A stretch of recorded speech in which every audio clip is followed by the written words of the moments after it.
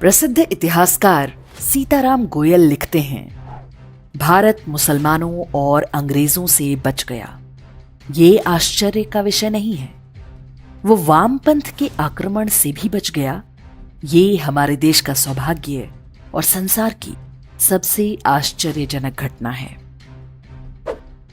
यदि आप बीते 100-125 वर्ष के इतिहास पर दृष्टि डालें तो समझ पाएंगे कि सीताराम गोयल ने ऐसा क्यों लिखा। मुसलमान और ईसाई आक्रमणकारी आए, लूटमार की, अपने मजहब को फैलाने का प्रयास किया। हम लगातार उनसे लड़ते रहे, घायल हुए, किंतु विजयी हुए। लेकिन वामपंथ का आक्रमण इतना सुनियोजित, इतना शातिर और इतना शक्तिशाली था कि आज भी हम उससे उबर नहीं पाए हैं। इस आक्रमण ने मात्र 1 शताब्दी के अंदर भारत के हिंदुओं को अचेत, विवेक शून्य और हीन भावना से ग्रस्त बना दिया। वामपंथ के भारत पर आक्रमण का सबसे सटीक उदाहरण है दिल्ली प्रेस। वर्ष 1939 में विश्वनाथ नाम के एक व्यक्ति ने इसकी स्थापना की। स्वतंत्रता के बाद भारत में जिस तरह की अंतरराष्ट्रीय शक्तियां अपने खेल खेल रही थीं, दिल्ली प्रेस उनका महत्वपूर्ण हथियार था। उसने जो कुछ किया उसे हम आइडियोलॉजिकल सबवर्जन या वैचारिक भटकाव के नाम से जानते हैं। दिल्ली प्रेस से ही चंपक, सरस सलिल, सुमन सौरभ, मुक्ता, सरिता, गृहशोभा और कारवां जैसी पत्रिकाएं प्रकाशित होती हैं। 10 भाषाओं में कुल 36 पत्रिकाएं यहां से निकलती हैं। देश स्वतंत्र होने के साथ ही बच्चों, युवाओं, कामकाजी लोगों से लेकर घरेलू महिलाओं तक के लिए पत्रिकाओं की पूरी एक रेंज बाजार में उतरने लगी। 35 से 40 वर्ष से अधिक उम्र का आज शायद ही कोई व्यक्ति हो जिसने अपने बचपन और युवावस्था में दिल्ली प्रेस की पत्रिकाएं ना पढ़ी हों। अब तो छोटे बच्चों की स्कूली पाठ्य पुस्तकें भी दिल्ली प्रेस में छप रही हैं।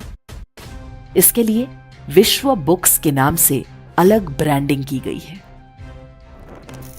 दिल्ली प्रेस ने दशकों तक भारतीय समाज की नसों में जो धीमा जहर उतारा, उसके परिणाम आज हम अपने चारों ओर देख सकते हैं।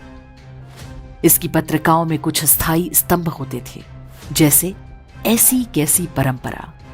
इसमें हिंदू धर्म की परंपराओं, पर्व त्योहारों और मान्यताओं का मजाक उड़ाया जाता था। पाठक उन्हें पत्र लिखकर बताते थे और वो बिना किसी जांच पड़ताल के छप जाता था। लिखने वाली अधिकांश महिलाएं होती थी, जैसे शादी में सास द्वारा दूल्हे की नाक खींचने या विदाई के समय रोने अथवा कोई व्रत, उपवास, कथा इत्यादि का उपहास। इसी स्तंभ में नई दुल्हन के गृह प्रवेश में चावल से भरा कलश गिराने को अन्न की बर्बादी बताया गया था। सरिता और सरस सलिल जैसी पत्रिकाओं के हर अंक में एक ऐसी कहानी अवश्य होती थी जिसमें कोई साधु या तांत्रिक बलात्कार करता था। एक कहानी या कथित आप बीती किसी ढोंगी पंडित के बारे में होती थी।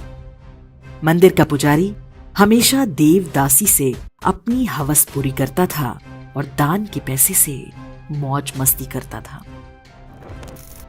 सुहागरात पर दलित की बहू को अपनी हवेली पर ले जाने वाला ठाकुर और सूदखोर लाला जैसे आइडिया भी दिल्ली प्रेस की ही देन है।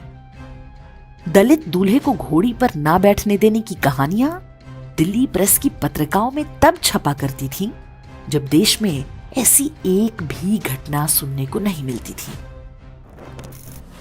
मेरा अब्दुल वैसा नहीं है और रहीम चाचा के बलिदान की फर्जी कहानियां भी दिल्ली प्रेस से ही पैदा हुई। बाद के समय में सास बहू टाइप सीरियल और परिवार तोड़ने के जितने फॉर्मूले गढ़े गए, उनमें से अधिकांश का जन्म यहीं पर हुआ। यह कहना अतिशयोक्ति नहीं कि भारत में सॉफ्ट पॉर्न का आरंभ दिल्ली प्रेस की पत्रिकाओं ने किया। पत्रिका में ऐसे चित्र छपते थे जिन्हें काटकर स्कूली बच्चे अपनी किताबों में रखते थे। यौन समस्याओं के समाधान की आड़ में भी अश्लीलता ही परोसी जाती थी। भाषा अत्यंत फूहड़ और अश्लील। धारा 370 हटने के बाद बच्चों की पत्रिका चंपक में बताया गया कि कश्मीर में बच्चे बहुत चुनौतीपूर्ण स्थिति में हैं। हजारों सैन्य बलों की टुकड़ियां कश्मीर में भेज दी गई हैं और सख्त कर्फ्यू लगा दिया गया है। आप कश्मीर के बच्चों के नाम पत्र हमें भेजें। दिल्ली प्रेस की सहयोगी विश्व बुक्स कुछ समय पहले विवादों में आई थी। पता चला कि जब लोग ऑनलाइन ऑर्डर करके श्रीमद् भगवत गीता मंगाते हैं तो वे उसके साथ मुफ्त में एक किताब भेज रहे थे जिसका नाम था भागवत पुराण कितना अप्रासंगिक। कई लोगों ने बताया कि उन्होंने हिंदू धर्म से संबंधित कोई किताब मंगाई तो साथ में बाइबल भी डिलीवर हुई। विश्व बुक्स द्वारा प्रकाशित कुछ पुस्तकों के नाम ध्यान देने योग्य हैं। धार्मिक कर्मकांड, पंडों का चक्रव्यूह, धर्म एक धोखा, धर्म का शाप, आतंक, विभत्सता, क्रूरता व बर्बरता का जनक, तुलसीदास, हिंदू समाज के पथ भ्रष्टक, the history of Hindus, saga of defeats. नास्तिकता की आड़ में लिखी गई ये सारी किताबें केवल हिंदू धर्म पर हमला करती हैं। ये सारी किताबें आज भी छप और बिक रही हैं। दिल्ली प्रेस का मुख्यालय झंडेवालान में है। उनका प्रिंटिंग प्रेस दिल्ली से सटे साहिबाबाद में है। ये दोनों हिंदू बहुल क्षेत्र हैं। जिन हिंदुओं को दिल्ली प्रेस की किताबें आतंकवादी, क्रूर और बर्बर बताती हैं, उन्होंने आज तक उनके दफ्तर पर एक पत्थर भी नहीं मारा। आप कल्पना कर सकते हैं कि कोई ऐसी किताबें इस्लाम या ईसाई मजहबों के बारे में छापता तो अब तक क्या हो चुका होता। दिल्ली प्रेस इकलौता नहीं है। उसके जैसे हजारों प्रकाशन और मीडिया समूह देश में चल रहे हैं। वे वामपंथ की आड़ में अपना काम करते हैं।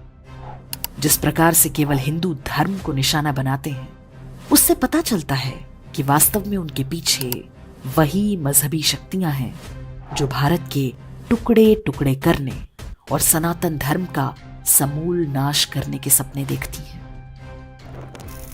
जब सीताराम गोयल कहते हैं कि वामपंथ का हमला सबसे बड़ा था, तो इस बात की गंभीरता को समझना आवश्यक है। तभी हम समझ पाएंगे कि भारतीय धर्म और सभ्यता कितने बड़े चक्रव्यूह से निकल रही है। जब आप और हम ये समझेंगे तो भारत भूमि और हिंदू धर्म के प्रति हमारी श्रद्धा और भी बढ़ जाएगी। सीताराम गोयल के कथन में एक संदेश भी छिपा हुआ है। वामपंथ के आक्रमणों पर हम चुपचाप नहीं बैठ सकते। उनका भी वैसे ही प्रतिकार करना होगा जैसा किसी बाहरी शत्रु के साथ किया जाता है। सरकार और कानून के भरोसे ये काम नहीं हो सकता। कुछ काम समाज को भी करने पड़ते हैं।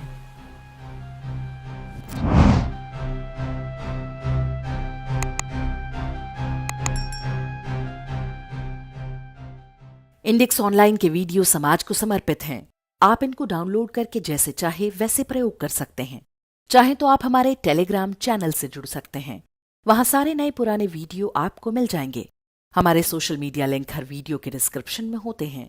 हमारा एकमात्र उद्देश्य हिंदू समाज को जागृत और एकजुट करना है। इसमें सहभागी बने। धन्यवाद।